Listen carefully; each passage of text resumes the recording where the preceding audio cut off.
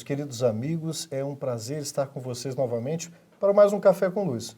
Esse espaço onde a gente, através de uma conversa informal, fala da nossa essencialidade, dos valores espirituais, através de um bate-papo, tomando um cafezinho. Você que gosta de um suco com água, não tem importância. Virtualmente, senta aqui com a gente.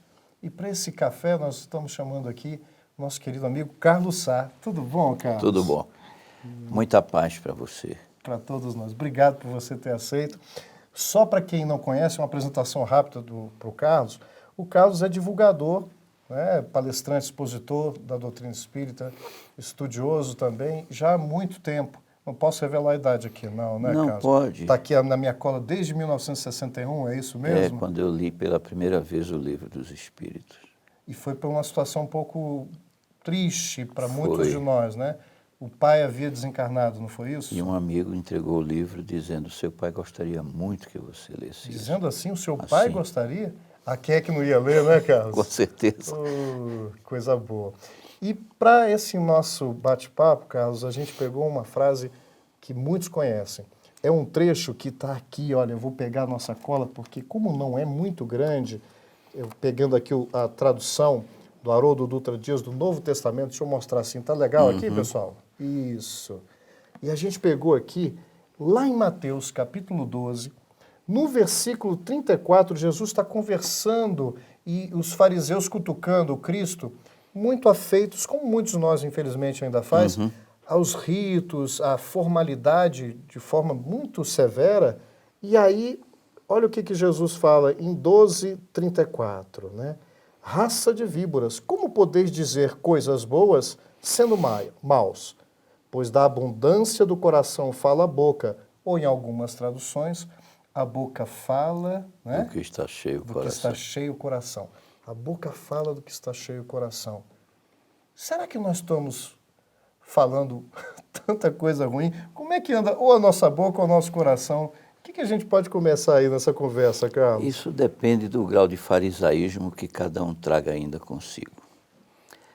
Porque, às vezes, nós expressamos uma linguagem que aparentemente é pura bondade. Mas o sentimento que permeia a expressão nem sempre se coaduna com aquilo. E a advertência de Jesus foi exatamente em função disso. Os fariseus não falaram, mas pensaram. E ele, ao captar o pensamento, externou a censura, chamando de raça de víboras. A víbora é um animal peçonhento, capaz de causar a morte física do indivíduo. Essa construção íntima, nós todos lutamos, muito. Alguns com veemência, com denodo, outros ainda mesclando esperança com a possibilidade de manter o status quo. A nossa realidade ainda é muito impregnada, eu diria, desse lusco-fusco, né, de querer fazer o bem, mas nem sempre conseguindo, porque o lastro interior ainda se encontra muito alquebrado pelo peso das iniquidades forjadas no correr dos milênios. Nesse processo de indução, nós somos muito assistidos, Maurício, muito amparados, porque às vezes a intenção malévola, oculta, ela se transforma pela ação fluido-magnética dos mentores espirituais num hálito de bondade, numa expressão amorosa para aquele que recebe a comunicação. O que emite vai arcar com as consequências da sua índole por trás da emissão. Mas aquele necessitado que recebe, ele vai ser assistido. Ah, com certeza. Não é? Pela modificação vibratória. E engraçado que se a gente fizer uma interpretação literal, acho que qualquer texto bíblico nós temos que ter esse cuidado. Muito. A gente vai entender um Cristo excessivamente severo, mas ele, de forma amorosa, como muitos de nós não faz, porque quando a gente abre a boca, mesmo quando é para corrigir, às vezes o coração quer mais destruir para poder erguer, e é um problema. Mas o Cristo não fazia isso. E apesar de ver a hipocrisia, o descompasso entre o real sentimento e a fala, e aí a falsidade, o paradoxo, né?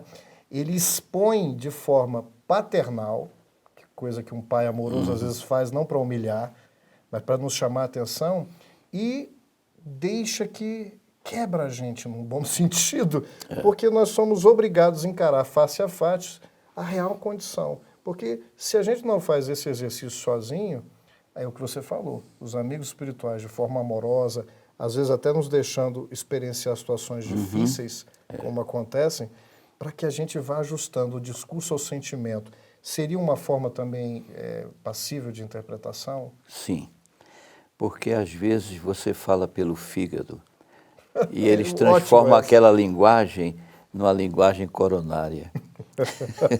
Isso foi ótimo. O fígado é aquele gerador da Da bilis, né? bilis. Que envenena, que maltrata e que tem perfidez em si, né? Que num grau de evolução do próprio corpo físico comparece com grande importância. Né? Com certeza.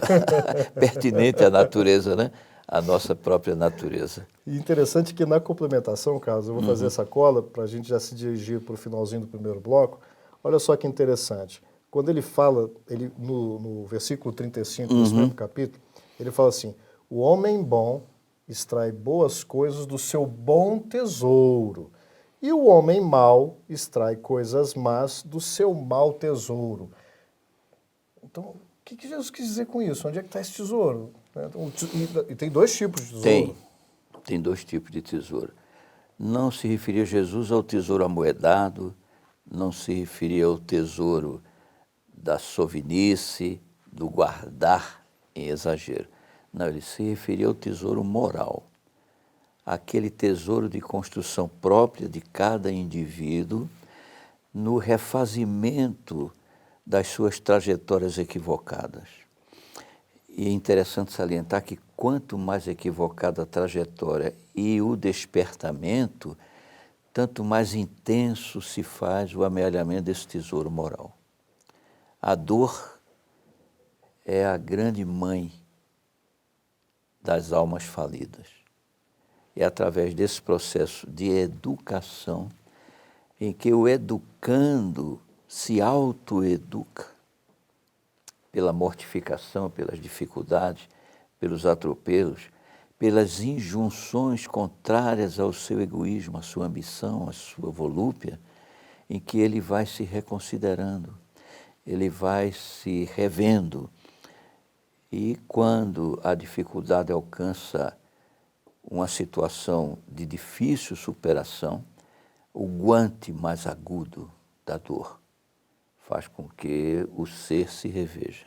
Eu vou te interromper só um segundinho. Vamos para um pequeno intervalo, a gente volta já já com esse processo de retemperarmos. Vamos lá? A gente volta já já.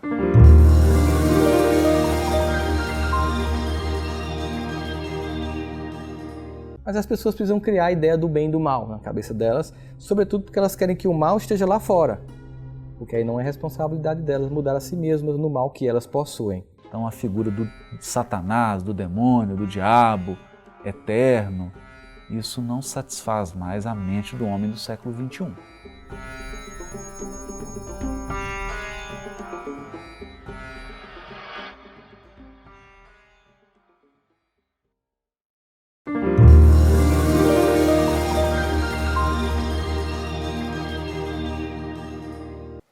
Meus amigos, nós voltamos aí do nosso pequeno intervalo, estamos nesse bate-papo gostoso com o nosso amigo Carlos Sá, falando do que a boca fala, do que provém do coração, a advertência do Cristo aí em Mateus. E na hora que a gente interrompeu, Carlos, você estava falando desse processo que a gente tem as advertências diretas e indiretas do Cristo através dos seus emissários, dele mesmo, à humanidade, e você fala num processo de conhecimento, despertamento, continua daí. No processo de agudização. Agudização, fica agudo para poder... Aí cair em si. Opa! E um dos casos que me emociona é o de Jesus Gonçalves. Nossa, conta aí para o nosso telespectador, que acho que Rapidinho. não conhece muito sobre isso. Houve um rei visigodo chamado Alarico, sanguinário, tenebroso, era o pavor da Europa. E ele se locupletava, afirmando que onde suas tropas passavam, nem mesmo a erva daninha voltava a crescer. Era um flagelo. Cercou Roma e naquela oportunidade a cidade ficou empolvorosa, imaginando tudo que iria acontecer. Só que encontrava-se em Roma Agostinho de Hipona, Santo Agostinho. E Agostinho, tomando conhecimento daquele desastre iminente, afastou-se das muralhas da cidade e dirigiu-se às tropas de Alarico com as mãos espalmadas, mandando parar. Alarico ficou estupefato com aquele homúnculo de 1,5 metro de altura desafiando o seu exército. E indagou: o que é que você quer? Agostinho apenas pediu que ele poupasse as igrejas, onde ele iria agasalhar as mulheres e as crianças. Alarico, tocado pela superioridade moral de Agostinho, concordou. E Agostinho, tomado de emoção, adotou, numa linguagem comum, Alarico como seu protegido, tornou-se guia espiritual de Alarico. Transcorridos os séculos, com todas as misérias que podemos imaginar de dor e sofrimento, eis que Alarico retorna à carne na figura de Jesus Gonçalves, o poeta fluminense, muito festejado, mas fisiculturista e vaidoso, aos 32 anos acometido de lepra. Entrou em desespero, teve que ser metido em camisa de força no leprosário para se redimir. E lá, a exemplo de quem me obsequiou com o Livro dos Espíritos, alguém deu-lhe às mãos o Livro dos Espíritos. Espírito atilado, leu, entendeu, e aí verificou que ele era o próprio causador de sua desdita. Fundou um centro espírita no leprosário, chamado Centro Espírita Santo Agostinho. E depois, através da mediunidade de Chico Xavier, Santo Agostinho, né? ele nos trouxe numa noite de quinta-feira da Semana Santa, um contingente de espíritos rancenianos desencarnados para assistência no grupo Meimei, onde o Chico participava. Nossa. E lá ele declarou-se vencido pelo amor de Jesus. É incrível. Ser vencido dessa forma é uma glória, né? Com certeza. É aquele que retira-se uma base que não está boa, esse mau tesouro, e se ergue um mundo novo. E me permita uma parte nessa história. À vontade. Na própria história de Agostinho, de Hipona, como a gente conhece, ele teve um antes e depois nesse processo. E o interessante é que a mãe de Agostinho orava muito por ele. Passou 27 anos orando. E eis que de tanta oração, mas não era um orar só do falar. Era uma oração com um sentimento de amor, esse bom tesouro, que comparecia numa insistência, porque ele tinha muito valor, mas muito endurecido, muito vaidoso. E quando é tocado para ouvir Ambrósio, grande orador da época, cristão, mas orador por quê? Porque o também seu tinha conteúdo. vibrava, tinha conteúdo moral. E ele é tocado. E daí A reforma. a reforma para virar esse que também vai reajustar um outro companheiro. É fantástico a contaminação positiva da mensagem cristã. E fazer parte da falange da verdade, como ele fez, né? Nossa, um espírito Agostinho. que comparece com uma força na coerência do seu ensinamento moral, mas essa têmpera entre a emoção educada, o sentimento amoroso, que para a gente às vezes é muito desafiante, porque a gente vai apenas com o intelecto, mas o coração ainda não vivenciou. Você coloca da questão da dor, mas para muitos parece muito masoquista esse processo de amadurecimento. Exato. Será que a extensão desses conflitos que nos geram desconforto, eles não, pela misericórdia divina, não podem ser abreviados se a gente tomar pulso nesse processo pela ação do livre-arbítrio? Com certeza. Nós conversávamos há pouco lá fora sobre o depoimento de Emmanuel, que se queixa de não ter atendido os alvitres e o convite de Jesus e nisso desperdiçou milênios de evolução. Uma atitude, uma iniciativa Mas aquele desprezo do senador romano fez com que ele permanecesse ainda à retaguarda de uma posição em que ele já poderia estar desfrutando. Não existe senão amor na criação de Deus. A nossa forma de entender é que deturpa o verdadeiro sentido do amor.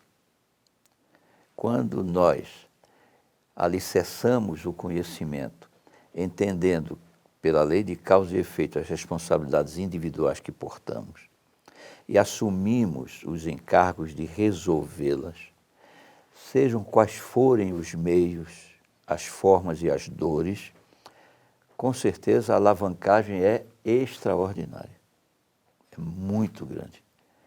O difícil é aquietar o egoísmo a essa iniciativa.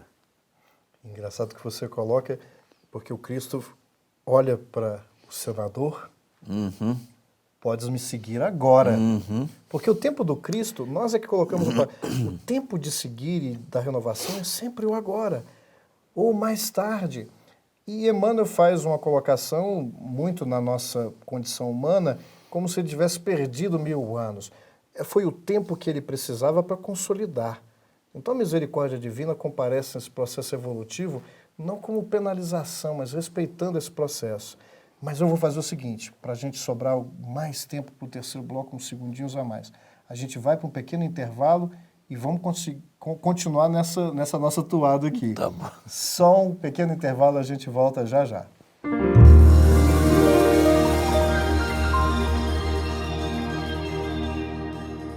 Essa questão de Satanás com um tridente, com fogo, tudo isso foi criação do homem, dos concílios, da igreja, para amedrontar as pessoas. Porque a gente pensaria assim, poxa, por que Deus escolheu uma pessoa para ter tanta dificuldade e privilegiou uma outra criatura?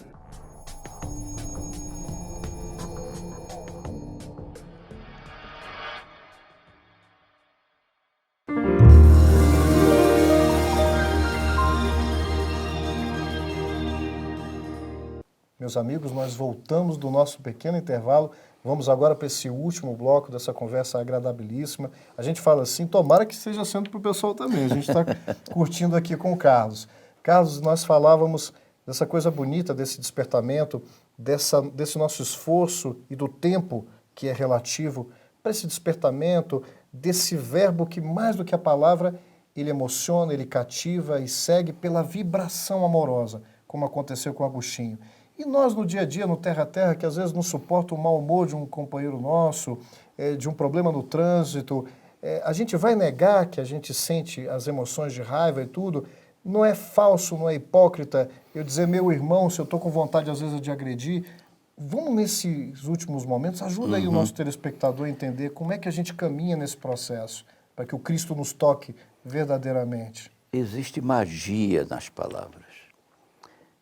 Eu posso estar indignado, mas no instante em que eu articulo o pensamento, meu irmão, eu alavanco um sentimento que vai diminuir em mim a angústia que eu sofro, porque eu tenho consciência daquela indignação, daquela forma mais exasperada que eu gostaria de usar. À medida em que o meu pensamento se volta para imagens e palavras amorosas ou que amorteçam essa indignação, eu estou colocando em mim uma autoterapia de correção dos rumos equivocados que eu adoto. Por isso que é sempre muito bom estar com as palavras de elevado sentimento na ponta da língua. E quando ela não tiver? Pelo menos eu me lembro de uma lição do Chico com Emmanuel, porque quando a boca já está... O sentimento já compareceu desarticulado. Eu estou pronto para ofender, mas eu já estou tentando dar um passo. Disseram para ele que ele tinha a água da paz. Não era? Aí o Chico procurou essa água da paz quando ele tivesse, né? Assim, não achava, e a água da paz podia ser qualquer água. Encher a boca d'água para não falar. Para não falar. Já era um primeiro momento a gente dar uma segurada. Para não emitir o pensamento desairoso, porque ele, articulado, tem uma materialidade. ele inarticulado também tem sua materialidade, mas arrefecida, porque as dimensões são outras, não são as mesmas da dureza. A onda mental está trabalhando ainda, emitindo e provocando. Mas Não já está houve... com as vibrações mais baixas, não é? E se botar com o tempo muita água nessa boca, vai dar tempo de pensar? Será que vai arrefecer? Aí esse sentimento ele vai sendo trabalhado, vai chegar um dia pelo hábito em que não vai mais comparecer. Se não a mágoa, talvez venha uma tristeza ainda da decepção e aos poucos, sem negar as emoções que fazem parte do nosso trajeto. Porque senão fica hipócrita também na nossa conta. Com certeza. E a gente entra aqui também, né? E você mencionou um fator preponderante, hábito. E aí retorna à memória do meu pai, que começou a conversa, e ele me dizia, meu filho, educar é formar bons hábitos. A habitualidade de ser bom, de ser decente, de ser honesto, de ser ético, é que educa. E aí o bacana é porque se a gente está muito habituado, e aí eu vou chamar esse hábito de vício, Sim, numa postura que me traz o compartilhamento de um retorno negativo, as hostilidades, que em vários momentos chegou ao ponto da luta corporal, das agressões físicas, da morte, dos assassinatos, a gente vem caminhando, diminuindo tudo isso, e quando a gente vai percebendo pelos processos dolorosos que isso não faz bem, ou pelo entendimento, a gente cansa. É o cair, né? Cair em si, olha, eu não... Chega. Ou eu começo a mudar esse hábito. E aí é difícil negar uma tendência antiga, né? E a substituição de outro hábito não é de um dia para outro, né? Há que se ter disciplina, não é? muita disciplina. É por isso que logo após a expiação vem a aprovação, para verificar se efetivamente aquela expiação transformou-se num hábito salutar, numa virtude, ou se nós ainda estamos sujeitos a recaídas, né? É muito, muito, muito sábio. E a responsabilidade que nós temos, a gente vê hoje com os recursos da tecnologia, nesse mundo muito rápido, eu acho que nós precisamos também dar uma freada, porque a gente não reflete direito antes de pensar e hoje é muito fácil espalhar isso através da internet. Sim. E aí, de repente, eu, envolvido por aquele sentimento, não faço a triagem e a fala é como uma flecha disparada, um tiro. Como é que volta isso? Não tem retorno, né? Chegou e... Não tem e retorno. bagunçou. Nessa linha de pensamento, a gente tinha até separado uma coisinha de Emmanuel, não vai dar tempo, é claro, da gente ler, mas faz esse pequeno fechamento para a gente, Carlos, nessa linha das nossas responsabilidades, desse exercício. Eu acho que é importante a gente frisar isso, porque o nosso dia a dia está repleto desses desafios. Exato. Antes de tudo, é sobretudo indispensável o despertamento com a prece. No momento em que os olhos se abrem ao amanhecer, uma reflexão singela que seja, louvado sejas, Deus. Te damos graças por mais um dia que me concedes. Dá-me forças para que possa, no decorrer desta jornada, cumprir teu mandato, tuas ordens, teu desejo, ser emissário do teu amor. Nessa construção consciencial, evidentemente, as minhas imperfeições vão me encaminhar para vacilações, equívocos, transtornos, quedas. Mas eu estou fortalecido, porque trago no meu coração um sentimento filial a Deus, de reconhecimento profundo à sua paternidade, que é puro amor e só quer o meu bem. Muito bom, né? E é interessante porque a gente até em outro, tivemos um bate-papo também a respeito disso, quando a gente não faz apenas da palavra, apenas da reflexão, um gesto formalístico, porque é uma tendência milenar nossa, no culto às vezes mais externo da religião, muito a moda do farisaísmo, em que Jesus chamava e expunha essa entranha, mas quando a gente percebe essa nudez nesse sentido, aí caem-se as máscaras e eu sou obrigado pelas circunstâncias a reconhecer nas adversidades essas oportunidades. Sem dúvida. são os ensinos continuados, cada vez mais avançados, cada vez mais aprimorados, porque à medida em que a alma se fortalece, ela se candidata, ela se torna apta a enveredar por caminhos mais adustos das provações, das expiações, do refazimento, da reconstrução. Eu vou ter que deixar o pessoal com um gostinho de quero mais, porque que a nossa fala, assim como nesse momento a gente exercitou, ela esteja carregada daquilo que a gente tem de melhor. Nesse sentido, muito obrigado, Carlos. Com a graça de Deus, sempre muita paz. Um beijo no coração de todos vocês e até o nosso próximo café.